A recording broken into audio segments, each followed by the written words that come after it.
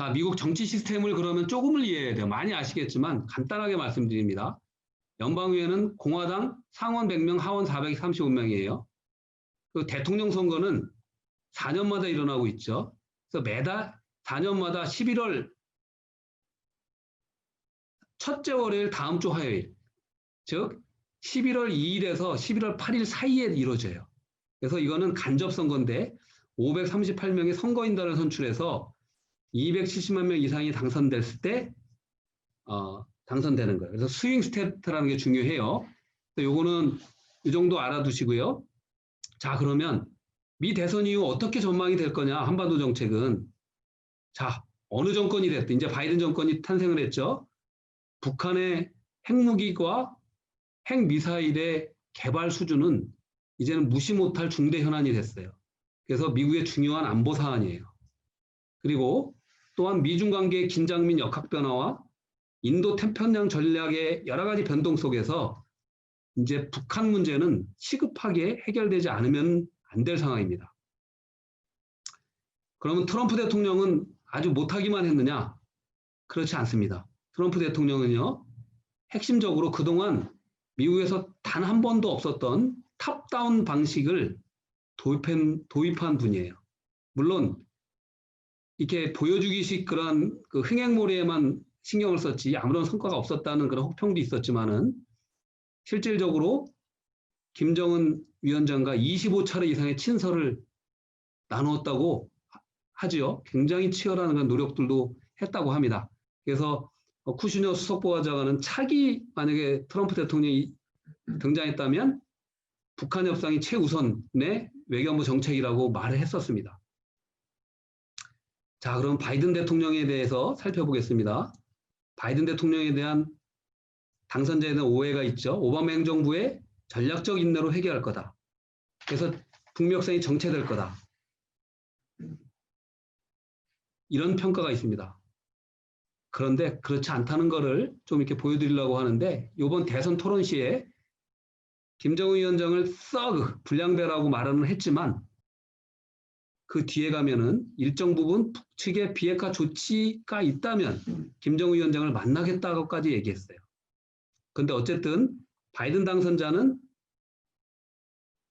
사실 현재 이제 내년에 취임하면 78세입니다. 그래서 본인도 전환기 후보라고 계속적으로 말씀을 해요. 그리고 현재 미국 내 코로나 인종차별 이슈, 수많은 이슈들이 산적해 있어요. 그래서 이 바이든 대통령은 다시 아마 재임하지는 않을 거라는 것이 의견이 많고요.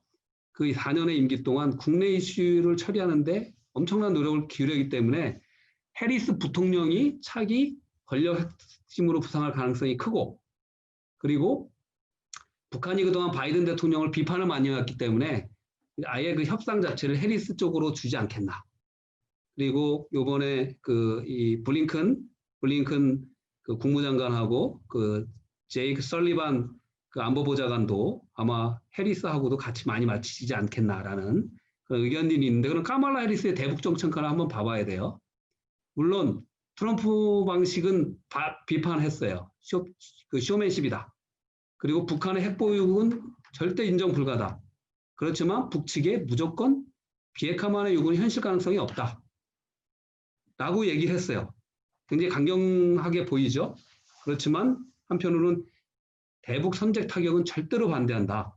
그리고 스몰 하지만 verifiable한 비핵화 과정과 더불어서 그러니까 타겟드 생션 릴리프를 통한 스텝 바이 스텝, 그러니까 단계적 해법을 언급합니다.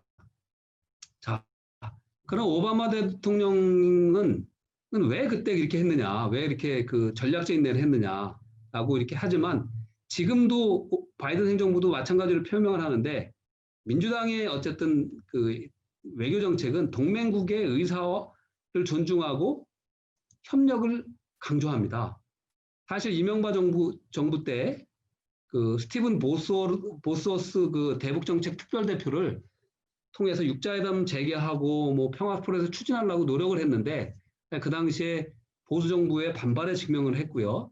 이때 사실 오바마 행정부도 이러한 동맹국의 입장을 존중할 수밖에 없었던 상황이었다. 라는 것이 이제 이 전략적 인내를 할 수밖에 없는 건데, 지금은 민주당의 민주당, 한국의 민주당이 어쨌든 같이 시너지가를 이룰 수 있는 그러한 조건이 형성되어 있기도 해요. 그러니까 실질적으로 한미 동맹의 역사 속에서 같은 당이 이렇게, 특히 민주당과 민주당이 같이 이렇게 엇갈려서 교체된, 그래서 좀 이렇게 대북 정책을 한 목소리를 낸 거는 DJ 정부하고 클린턴 정부 때, 그러니까 1998년부터 2000년대까지 분이 없어요. 여기에서도 조금의 가능성은 보이지 않느냐라는 평가입니다. 그리고 저번에 우리 KPEC 포럼에서 셔먼 의원이 말을 했죠. 앞으로 셔먼 의원의 역할이 크게 기대됩니다. 비록 이번에 외교위원장에는 그레고리 믹스가 당선이 됐지만, 셔먼 의원은 오히려 더 자유로운 신분에서 외교위원장과 협력 속에 커다란 일들을 많이 할 것 같은데요. 종전선언을 반드시 해야 된다라고 얘기를 하고, 또 평양과 워싱턴 연락사무소 설치해야 된다. 연방위에 대북살적단을 파견해야 된다라고 얘기해요. 앤드김도 바이든 행정부와 한미 관계가 엄청 좋아질 거라고 얘기합니다. 그죠? 그리고 한국전 종전선언 결의안에 모두가 사인하고요. 그리고 낸시 펠로시 등 민주당 지도부의 태도 변화가 감지가 됩니다. 그리고 미국 정치권에서도 변화의 바람이 부는데, 어쨌든 풀뿌리 민주주의, 또 유권자 운동, 진보주의의 운동의 확산을 이루면서 이러한 분들이 거의다가 평화의 목소리를 강조하고 한반도 평화를 지지하고 있어요. 그래서 117기 내년부터 이어지는 민주당이 의회에서 민주당이 다수당이 되고요.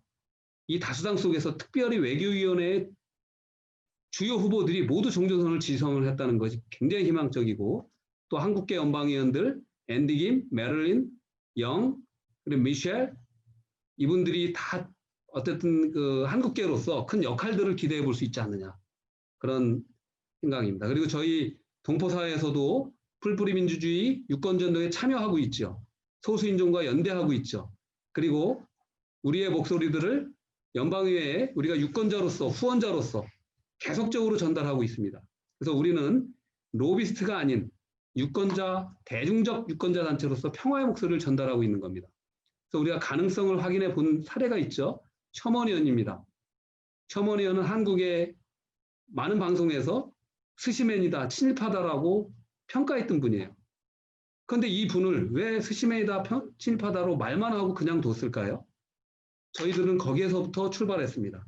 저희가 한반도의 상황, 한반도 평화의 가치, 그리고 인도주의적인 지원의 가치 제대로 설파했을 때 이분은 지금 한반도 평화의 옹호자가 돼 있고, 우리 한국을 한국 정부를 옹호하는 친한파로서 변신하고 있어요. 그런데 이 모든 것은 축적의 시간이 필요합니다. 구독과 좋아요 버튼을 눌러주세요.